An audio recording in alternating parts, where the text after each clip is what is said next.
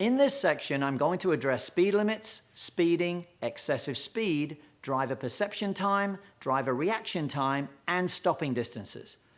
The stopping distance numbers you'll see in this section are industry standard stopping distances. The stopping distance you saw in the last section was shorter and achieved using professional drivers. The reason for the longer brake distance? Well, believe it or not, over 80% of all drivers do not fully utilize their vehicle's braking potential in an emergency braking situation. This leads to the longer stopping distances and to more crashes. The longer stopping distances for the average driver are used in this section.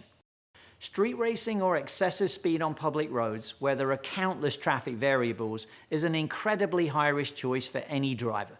Speed limits are set by engineering experts, based mainly on how many potential traffic variables are present along a particular stretch of road. They are designed to give an attentive driver, traveling at the posted speed limit, the time to perceive or see a developing traffic problem, react to it, and then have the time to stop or evade that problem. I was testing a couple of Ford Mustang Shelby GT500s at the NCM Motorsports Park for a car magazine when I had the idea to possibly use them in this educational video. Thanks to Ford Performance and the Ford Driving Skills for Life group for allowing me to use the GT500s.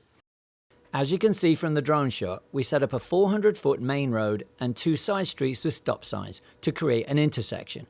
I also placed a trailer in one corner of the intersection to create a driver blind spot.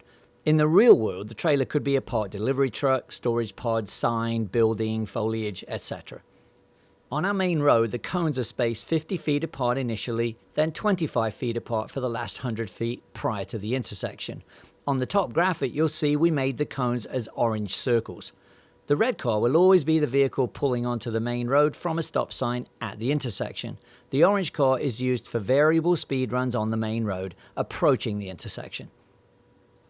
You can also see there's a visibility line at around 125 feet. The diagonal line goes from a driver's sight point to the point around the truck, and that's his visibility limit. He can't see further back up the main road than around 125 feet. As you can see, perception, reaction, braking zone boxes just appeared in front of the orange car. Those boxes represent distances, and they will increase in size as the speed of the orange car increases. The perception and reaction time boxes represent 3/4 of a second each. That's the time an average fully attentive driver takes to perceive and react to a traffic situation. The braking zone box will represent the amount of distance the orange car will take to come to a complete stop. Just to confirm, the main road has a 30-mile-an-hour speed limit. This first speed run will show the orange car at 30 miles an hour.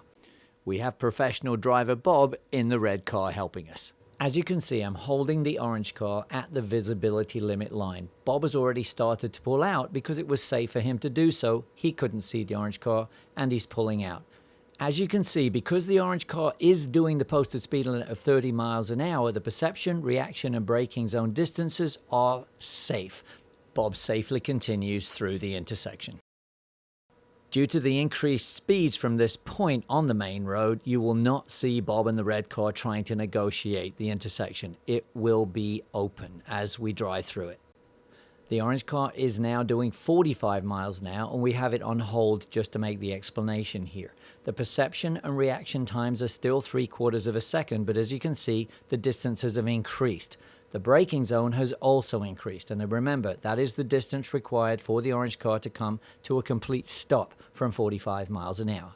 Again, we're holding the orange car at the visibility limit line. Bob has already started to move, but as you can see, already the braking zone distance is cut in half. Even though the driver of the orange car does have the ability to perceive and react, they do not have the ability to now stop before hitting Bob and the red car. Impact speed would probably be around 30 miles an hour in the driver's door of the red car, which would cause a very serious injury or potential fatality. On this run, the orange car will be doing 60 miles an hour. That is pretty excessive speed. And as you can see, the perception and reaction boxes are longer, but they're still 1.5 seconds. The braking zone is also been extended for the speed. We've stopped it quickly here to show you that even though the orange car is 300 feet out, it would need all of this for perception, reaction, and braking to come to a complete stop if they saw Bob right now.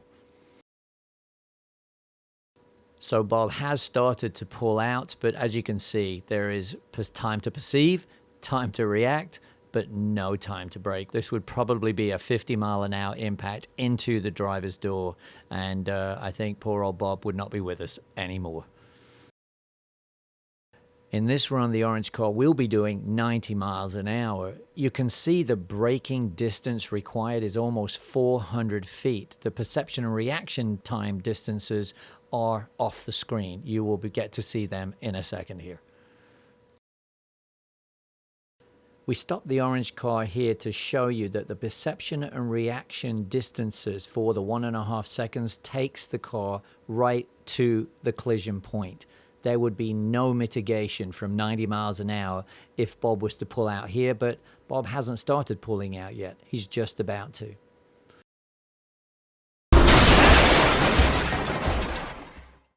I think it's pretty obvious what would have happened to poor old Bob in that crash, and probably the driver of the orange car and anyone who may have been with them in their car.